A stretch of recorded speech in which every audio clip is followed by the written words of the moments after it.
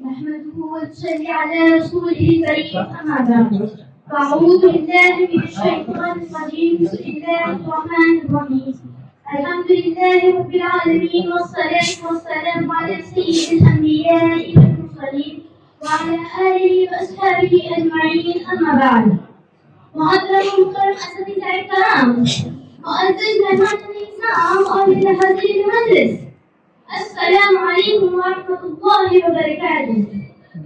آج میں اس موضوع پر آپ حضرات کے سامنے حاضر ہوں، وہ صرف ایک قانونی مسئلہ نہیں، ایک زندہ حقیقت، ایک قومی ذمہ داری اور ہماری ساری گفتگو کا اعلان۔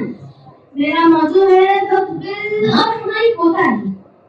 اور جان مسلمان وقت دے رہے، اور جان مسلمان وقت دیتا ہے، تیرے بزرگوں کی وراثت کا سہارا ہے۔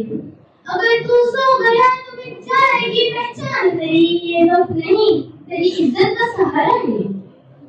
معزز سامعین کرام، وقت ایک زمین یا عمارت کا نام نہیں، یہ ایک ایسی امانت ہے جو ہمارے بزرگوں نے اللہ کی راہ میں دی تھی تاکہ ان کی آنے والی اور کی نسلیں اس سے فائدہ اٹھائیں۔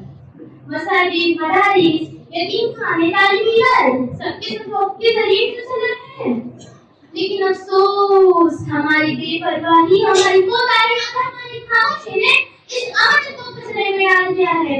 وقت بل آج ایک ایسا مسئلہ بن گیا ہے جو ہماری قوم سو رہی ہے بلکہ دوسرے لوگ فیصلے کر رہے ہیں۔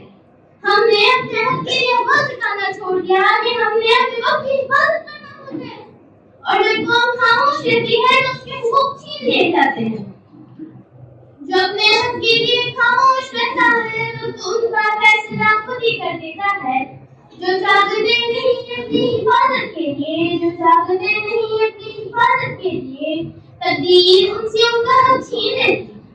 میرے عزیز ساتھی، اگر آج ہم اپنی ذمہ داری نہیں سمجھی تو کل ہمارے بچے ہم ہی سے سوال کریں گے۔ وقت آ گیا ہے کہ ہم خود کو جگائیں، اپنے مدارس، مساجد اور اپنے وقت کی حفاظت کریں۔ یہ صرف ایک بل نہیں، ہماری تاریخ، ہمارا دین اور ہمارے مستقبل کا سوال ہے۔ علامہ اقبال نے خوب کہا تھا، خودی کو کر بلند اتنا کہ ہر تقدیر سے پہلے، خودی کو کر بلند اتنا کہ ہر تقدیر سے پہلے، خدا بندے سے خود پوچھے بتا تیری رضا کیا ہے۔ اگر آج ہم اپنی خودیت کی پہچان اور اپنے حق کے لیے کھڑے ہو جائیں تو کوئی طاقت ہمیں دبا نہیں سکتی۔